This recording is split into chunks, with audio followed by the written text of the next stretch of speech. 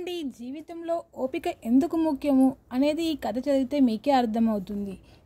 ఇదేం జీవితం, మనలో చాలామందికి ఏదో ఒకసారి ఇలాంటి ఫీలింగ్ కలిగే ఉంటుంది.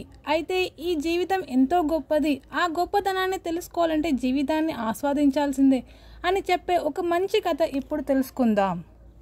విరక్తి అంచున ఉన్న మనిషి రమేష్ అనే యువకుడు ఒక కంపెనీలో ఉద్యోగం చేస్తుండేవాడు. మంచి ఆదాయం, పిల్లలు, భార్య, జీవితం సాఫీగా సాగుతోంది. అయితే ఉన్నట్లుండి రమేష్ జీవితంలో కష్టాలనే చీకట్లు అలుముకున్నాయి.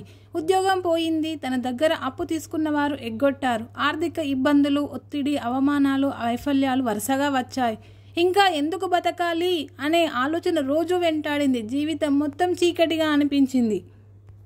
ఆత్మహత్య శరణ్యమనుకొని ఇక జీవితానికి ముగింపు పలకడమే తన సమస్యలకు పరిష్కారమని భావించిన రాజు ఆత్మహత్య చేసుకోవాలని నిర్ణయించుకున్నాడు. సూసైడ్ లెటర్ రాసి చనిపోవాలని నిర్ణయించుకున్నాడు.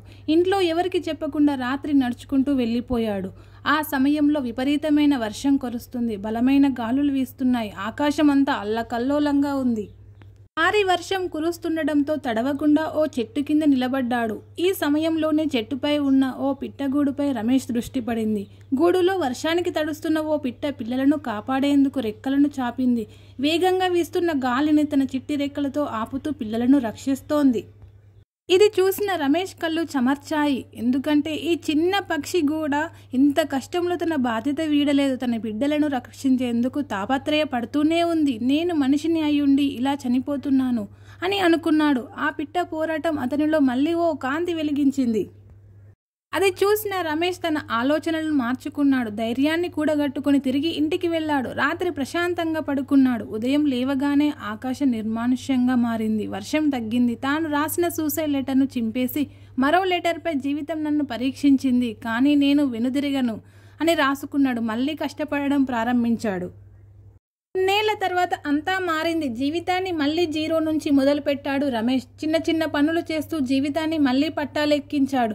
కొన్నేళ్ల తర్వాత మళ్ళీ ఆదాయం పెరిగింది. అప్పు ఎగ్గొట్టిన వారే మళ్ళీ తిరిగి వచ్చి చెల్లించారు. దీంతో రమేష్ తన కుటుంబ సభ్యులతో సంతోషంగా గడిపే రోజులు వచ్చాయి.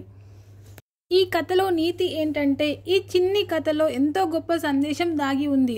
ఆ రోజు ఆ పిట్టకు వచ్చినట్టే రమేష్కి కూడా కష్టం వచ్చింది. ఆ రాత్రి ఓపికతో ఉన్న పిట్టలు మరుసటి రోజు సూర్యోదయాన్ని చూశాయి. కష్టాలను తట్టుకున్న రమేష్కి కూడా జీవితంలో చీకట్లు తొలగిపోయి మళ్ళీ వెలుగులు వచ్చాయి. అందుకే జీవితంలో ఎన్ని కష్టాలు వచ్చినా ఓపికతో ఉంటే ఏదో ఒక రోజు జీవితం మనకు నచ్చినట్లు మారుతుంది.